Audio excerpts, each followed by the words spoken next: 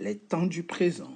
Ici, nous allons voir le simple present, le present continuous, le present perfect et le present perfect continuous. Nous les verrons sous forme de conjugaison. Ici, le simple present, le present continuous, le present perfect, le present perfect continuous. Nous n'allons pas voir le reste des temps, nous les ferons étape par étape. On va commencer par la première étape, c'est-à-dire les temps du présent, avec des exemples à l'appui et des traductions. Le présent, nous allons conjuguer un exemple de verbe au présent, ensuite au present continuous, au present perfect et pour finir au present perfect continuous avec les explications qui vont avec. Here we go for the first step. On y va pour la première étape, le simple present, le présent simple. Et avant de commencer, likez la vidéo, abonnez-vous si vous n'êtes pas encore abonné pour ne rater aucun contenu, aucune autre vidéo. Likez pour nous encourager à vous donner davantage de contenu. Merci d'avance. Now, here we go. Comme je vous avais dit, nous allons commencer par la première étape, c'est-à-dire les temps du présent. Nous avons 16 temps à maîtriser en anglais, mais nous allons commencer par les temps du présent. Donc ici, on a le simple present. Present, c'est conjuguer un verbe au présent. Ici, on prend un exemple de verbe, c'est le verbe travailler, c'est to work. Donc ici, c'est un verbe de premier groupe. On va dire je travaille, I work. Tu travailles. En anglais, en français, pardon, on met un S à tu. You work. Donc, I work, you work, c'est le même verbe. Ici, il travaille. Donc, il, faites très attention. En anglais, il faut mettre le S. He works. Elle travaille. She works. Il ou elle, ici pour les animaux et les objets. It works. Donc ça représente la troisième personne du singulier. Dans les troisième personne du singulier, en anglais, il faut mettre le S ici. C'est uniquement ici qu'on met le S. Le reste, le verbe ne va plus changer. Donc, nous travaillons, en français, ONS. We work. Vous travaillez. You work. Il, au pluriel, travaille. They work. Elle, au pluriel, travaille. They work. Donc, il et elle au pluriel. En anglais, ça donne they. C'est le même pronom personnel. All right? Good. On vient de finir ici la première étape, work, qui était ici. Je travaille, I work, qu'on a conjugué à toutes les personnes. Nous allons conjuguer maintenant le present continuous. On est toujours dans le présent, mais ici c'est le présent continu, on peut aussi dire progressif. Donc, la première personne, I am working. Lorsqu'on utilise to be, il faut mettre ing à la fin du verbe pour donner la progressivité, l'action continue. Ici, lorsqu'on fait la forme progressive, c'est-à-dire continuous, on peut aussi dire progressif, present progressive. Ici, c'est-à-dire le présent progressif. L'action est en cours au moment où l'on parle, l'action est toujours en train de se dérouler. D'où je suis en train de travailler. I am working. Donc, on me voit en plein action. Si je dis à une personne, I am working, il faut que la personne me voit en train de faire l'action. Tu es en train de travailler. You are working. Donc, on voit la personne en train de travailler. All right. L'action est continue. Il est en train de travailler ou il travaille. Et is working. Donc, le présent continu se conjugue avec to be au présent. Donc, si vous savez conjuguer to be au présent, plus le verbe qui suit, il faut mettre ing. C'est ça la technique. Donc, elle est en train de travailler. She is working. Il ou elle, it is working. Nous sommes en train de travailler. We are working. Vous êtes en train de travailler. You are working. Ils sont en train de travailler. They are working. Ils ou elles sont en train de travailler. They are working. Ici, le présent continu. Ici, le présent simple. Donc, c'est quoi la différence entre le présent continu et le présent simple? Ici, le présent continu, on va toujours utiliser des actions du genre actuellement. Regarde, look, he is working. Regarde, il est en train de travailler. Donc, l'action se déroule au moment où l'on parle. Alors que le présent simple present, si je peux mettre ici présent simple, l'action est répétitive. Je peux dire par exemple, tous les jours je travaille. Donc cette action, en anglais, il y a ce qu'on appelle les adverbes de fréquence, tels que always, always, never, jamais, sometimes, ouais, sometimes, often, qui veut dire souvent, sometimes, qui veut dire parfois, quelquefois, often, qui veut dire souvent. Ces adverbes de fréquence montrent que l'action est répétitive. Donc, je mets le simple present, je mets le présent simple. C'est-à-dire que des actions qui vont me permettre de décrire ce que mon métier, par exemple. Voilà. Donc, pour faire simple, il faut tout simplement mettre ici un S à la troisième personne du singulier, alors que le présent continu, vous mettez ing partout à la fin du verbe donné, après avoir conjugué le to be au présent. Nous allons passer à la troisième forme du présent qui est le present perfect. Le present perfect, I have worked. Donc, il n'y a pas de present perfect sans auxiliaire avoir, have, plus participe passé. Et il faut absolument avoir le have pour qu'il y ait present perfect. C'est parti pour la conjugaison? Here we go. Ici, nous allons conjuguer have au present perfect. Donc, j'ai travaillé. I have worked. Vous voyez? Donc, work, c'est le participe passé. Have, ici, on a have plus past participle. Tu as travaillé. You have worked. Il, ici, on a la troisième personne du singulier. Il a travaillé. He has worked. Donc, en anglais, la troisième personne du singulier, il faut toujours mettre un S. Elle a travaillé, she has worked. Il ou elle a travaillé, it has worked. Nous avons travaillé. Ici, c'est l'équivalent du passé composé. En français, on dit passé composé. Donc, le present perfect, c'est l'équivalent du passé composé. Nous avons travaillé, we have worked. Vous avez travaillé, you have worked. Ils ont travaillé ou bien elles ont travaillé. They have worked. All right? Le present perfect décrit une action qui a peut-être commencé dans le passé, mais dont les conséquences se poursuivent dans le présent. On ne sait pas exactement quand l'action a eu lieu, mais on sait tout simplement que les conséquences sont visibles. Donc, si tu dis « I have worked », je ne sais pas quand tu as commencé à travailler. La seule chose que je vois, c'est que peut-être que tu es fatigué ou tu produis de l'argent qui montre que tu as travaillé et ça produit un résultat. Donc, le résultat permet de savoir que c'est le present perfect. Alors que le prétérit que nous allons voir dans les leçons futures décrit exactement quand l'action a eu lieu, donc on se concentre plus sur le passé. Le present perfect, on se concentre sur les résultats dans le présent. Il faut maîtriser les participes passés des verbes. Donc, si vous ne connaissez pas la liste des participes passés des verbes, il faut revenir dessus pour maîtriser le present perfect. Si vous avez eat, par exemple, vous allez dire j'ai mangé. Eat, c'est le verbe manger. Donc, vous allez dire I have.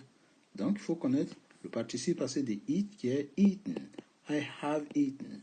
Par exemple, jouer, play, c'est un verbe régulier. Donc, vous allez dire I have played. Vous voyez, donc on met un ED. On a aussi des verbes du genre be. Be, c'est le verbe être. Par exemple, l'auxiliaire être. Donc, vous allez dire I have been. Parce que been, c'est le participe passé. Donc, ça veut dire j'ai été, par exemple. I have had. Donc, to have, c'est avoir. Have, avoir. Donc, vous allez dire, par exemple, I have had. I have had, qui veut dire j'ai eu. Vous voyez, j'ai eu de l'argent. I have had a lot of money. Si voir qui est si, to see. Donc, ici, c'est voir. Donc, ça va donner I have seen. J'ai vu. I have seen. Take, qui veut dire prendre. Take, c'est le verbe prendre. Vous voyez? Donc, ça va donner I have taken. Donc, il faut absolument connaître les participes passés de chaque verbe pour pouvoir faire des phrases au present perfect. Go, go, ça va donner aller par exemple. Donc, ça va donner I have gone. Vous voyez? Ou do, tu veux dire faire. Donc, c'est j'ai fait. I have done. Vous voyez? Et ainsi de suite. Donc, on reviendra dans les chapitres sur les participes passés pour vous aider à les maîtriser par cœur. On continue le quatrième et dernier temps. Le quatrième et dernier temps, c'est le present perfect continuous. I have been working. Ici, pour traduire ce temps, il faut connaître une petite technique qui consiste à connaître la durée. Donc, par exemple, je peux dire, cela fait 4 heures que je travaille. Cela fait. Donc, cela fait, ça va me traduire par I have been working for. Donc, je vais mettre toujours la durée qui est représentée par le for 4 hours. Ou bien, cela fait 2 semaines que je travaille.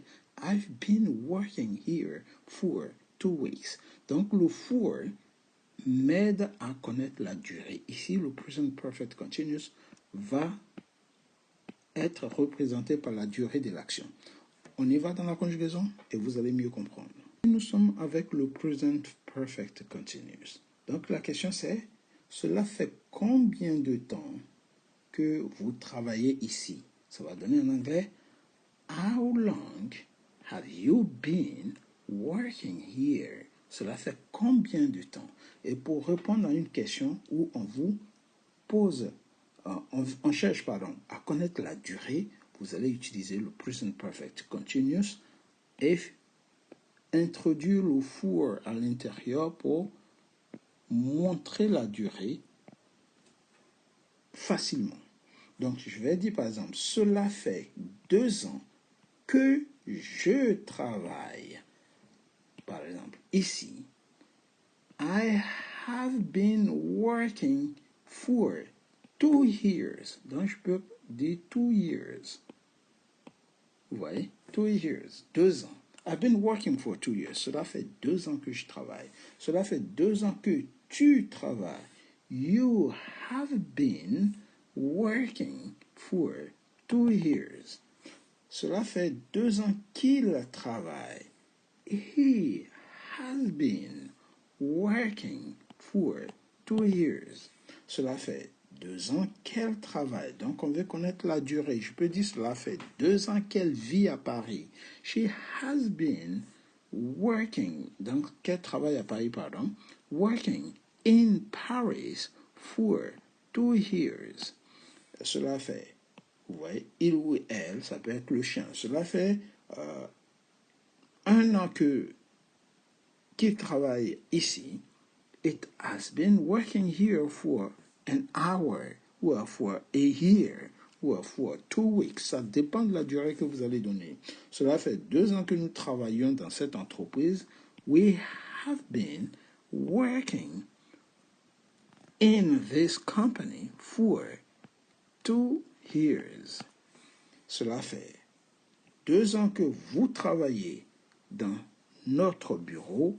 You have been working in our office for 2 years. Cela fait 2 ans. Cela fait 2 ans qu'ils travaillent ici. They have been working here for 2 years. Well, they have been working for 2 years here. Et elle travaille, cela fait 2 ans qu'elle travaille. They have been working for 2 years. All right? 2 years. Donc, c'est tout pour la première partie que nous avons vu, le simple present, le present continuous, le present perfect et le present perfect continuous, qui sont les 4 temps. Nous avons vu dans le tableau les 4 temps qui sont là. Vous voyez? Donc, à partir d'aujourd'hui, vous êtes capable de conjuguer n'importe quel verbe avec ces 4 temps. n'hésitez pas à revenir sur la leçon, à poser des questions dans les commentaires. Donnez un verbe qui vous pose des problèmes et nous allons vous aider à le conjuguer. Dans les chapitres à venir, nous allons développer le simple past. Donc, nous allons voir les past, les simple past, past continuous, past perfect continuous. Si ce tableau est un peu difficile à comprendre pour vous, vous pouvez jeter un coup d'œil sur ce deuxième tableau.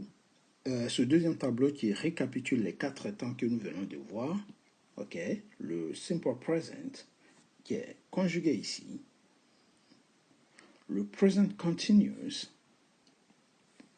conjugué ici avec un autre verbe, le verbe play, ouais, mais c'est la même technique. Le present perfect, conjugué ici avec play, alors que tout à l'heure nous l'avons conjugué avec work, hein, toujours un verbe régulier. Et ici, tout simplement, le present perfect continuous, qui montre la durée, quel que soit l'exemple. Cela fait 5 minutes que je joue. I've been playing for 5 minutes. Ici, on peut continuer à mettre ici le for. En anglais, par exemple, ici, le for, je peux le mettre ici, for 5 minutes. 5 minutes. Ouais. Et ainsi de suite. Si vous avez du mal avec ce deuxième tableau, je vous montre encore un troisième tableau qui pourrait vous aider à mieux comprendre. Chacun a sa façon d'apprendre. All right? Jetez un coup d'œil sur ce tableau. Est-ce que ce tableau vous parle plus? Ici, nous avons travaillé essentiellement avec le present. Ouais, le simple present. Ici, le présent. Donc, on a vu le simple present here avec un autre verbe, eat, qui peut être simple present. I eat, you eat, he, she, it, eats, we eat, you eat, they eat. Present continuous, ici, ça peut être I am eating, you are eating. Et le present perfect, I have eaten. Et le present perfect continuous, I've been eating for 5 minutes. Cela fait 5 minutes que je mange. Vous voyez? Donc ici, nous avons pris ce tableau du présent. Lorsque nous reviendrons sur le past, les past, on a le simple past, le past continuous, le past perfect continuous. Et on reviendra sur le futur qu'on a déjà vu, mais on reviendra dessus, ainsi de suite, avec les 4 ou les 3 différents tableaux que je vous ai montrés. Chaque tableau est peut-être différent, mais la conjugaison reste identique. On a, quel que soit le tableau, les 16 temps qui sont représentés. Ok? Bien. Comme je disais tout à l'heure, on reviendra dans les chapitres à venir sur les différents temps du passé. Ok? Les past. Donc le simple past qui est l'équivalent du prétérit. Ici, simple past, qui peut être aussi le passé simple en français. Le past continuous, ici, qui se fait avec l'auxiliaire to be au passé. Le past perfect, qui est l'auxiliaire have au passé, plus participe passé. Ok? Presque le present perfect, mais sauf qu'ici, c'est le past perfect. Il faut mettre le have au passé. Et past perfect continuous, had been, plus le verbe en ing qu'on complète. Le même tableau, nous l'avons ici, mais encore plus élaboré, plus clair. Donc, I work, qui est le simple past. I was working, was, to be au passé. I had worked, present perfect. Et I had been working, past perfect continuous. Nous avons aussi ici les 4 temps du futur que nous verrons en détail, mais qui sont représentés dans ce tableau de cette façon. I will work, I will be working, I will have worked et I have been working. I will have been working. Donc, sous forme de tableaux différents, ici, ce qu'on vient de voir, qui est ici. D'accord? Ensuite, le conditionnel. On finira par le conditionnel, ici, sous forme d'exercice. Le conditionnel qui est toujours ici. D'accord. Simple conditional. Conditional continuous, conditional perfect continuous. On a aussi le conditionnel sous forme de tableau. Sous forme de tableau plus détaillé. Donc ici, on a le present conditional ou simple conditional. Ici, qu'on conjugue ici. Conditionnel présent. Nous avons conditional continuous, avec les traductions bien sûr, pour vous aider à mieux comprendre. I would be taking, je serai en train de prendre. Et ici, I would have taken, j'aurais pris. If you add, let me, I would have taken this train. Si tu m'avais laissé, j'aurais pris ce train. Et conditional perfect continuous, qui est ici. Ici, ça va donner if I were listening. Si j'étais en train d'écouter, I will have been taking note. C'est-à-dire, j'aurais été prendre note et ainsi de suite. Donc, nous avons l'ensemble des temps que nous verrons en détail, étape par étape, sous forme d'exercice pointu. Détail, on reviendra sur le conditional, present conditional ou simple conditional. I will take, c'est-à-dire je prendrai, you would take. Donc vous verrez que la conjugaison au conditional ne change pas en anglais, c'est la même chose. Cependant, en français, il faut connaître les temps du conditionnel par cœur. Ici, RAIS, RAIT, RAIT, RAIT, RIONS, RIEZ, RAIENT, c'est-à-dire les temps, les terminaisons de l'imparfait. Vous voyez? Mais sauf qu'il faut mettre le R d'abord avant de mettre les terminaisons de l'imparfait et vous avez le conditionnel présent. Ici, nous allons voir aussi le conditionnel continuous. I would be taking, je serai en train de prendre. Vous voyez? If I were you, I would be taking this gift. Je serai en train de prendre ce cadeau, par exemple, et ainsi de suite. Donc, ici, on a le conditional continuous, progressive. Après, on verra le conditional perfect. I would have taken, j'aurais pris. Et pour finir, le conditional perfect continuous. I would have been taking, j'aurais été prendre, etc. Donc ça, c'est des conjugaisons qu'il faut connaître par cœur. Mais rassurez-vous, en anglais, la conjugaison n'est pas une lourde tâche, d'autant plus que tout est question de répétition. C'est plus la conjugaison en français qui est difficile. Mais en anglais, comme vous pouvez vous en apercevoir, ce n'est que des répétitions du début à la fin. Il faut juste connaître la première personne et le reste, le tour est joué.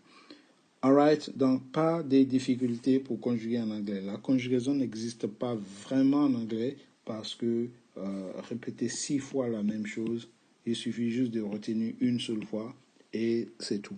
Il faut juste connaître la traduction. Ok? Here we go. Donc, ce sera tout pour aujourd'hui. Si vous avez quelques questions, n'hésitez pas à poser vos questions dans les commentaires. Et on reviendra, ne vous inquiétez pas, étape par étape sur chaque point. On les prendra en individuel. Mais ça, c'était pour vous donner une vision panoramique de l'ensemble des temps qui existent à connaître. Je reviens sur le tableau de façon à ce qu'il puisse rester dans votre tête. Voilà, donc je disais, gardez bien ce tableau en tête. N'hésitez pas à revenir dessus. Il y a toujours les étapes à connaître par cœur. Chaque étape permet de maîtriser davantage la conjugaison en anglais. Et je vous mets les 4 étapes à connaître par cœur, sachant très bien que la première étape est très importante. Elle est plus utilisée que les autres. La deuxième est utilisée moins que la première, mais la deuxième doit être maîtrisée aussi. Et la troisième, forcément, ça c'est le niveau un peu advanced, niveau avancé. Je fais un peu de charabia, mais bon, bref, c'est la fatigue. Je vous mets ça ici en 3. Et conditional, bien sûr, à ne pas oublier lorsqu'on est dans des souhaits, dans des vœux, on peut aussi dire dans le rêve. Bref, tout est expliqué en long et en large. N'hésitez pas à revenir sur les leçons précédentes où j'ai déjà fait chacune de ces leçons. Take it easy, guys. Passez une bonne soirée. Et surtout, likez, abonnez-vous. Abonnez-vous énormément. Partagez pour vraiment aider d'autres personnes à maîtriser les conjugaisons en anglais. Take it easy, guys. And see you next time. Goodbye.